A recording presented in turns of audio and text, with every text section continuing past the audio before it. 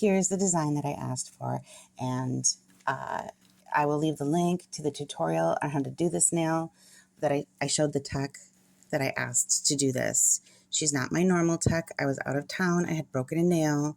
So this is the design that I asked for, and she said she could do it.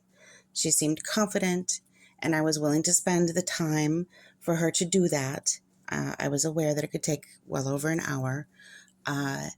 And this is what I ended up with.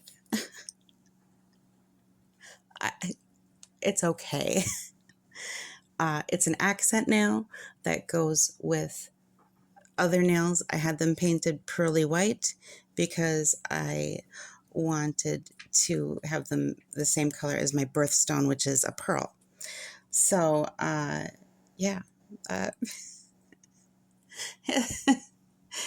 It's all right.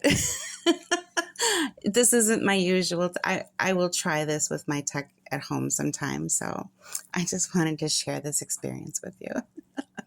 So anyway, have a wonderful day. Please be kind to yourself and others. Bye. To be fair, this is what the nails look like in the sun.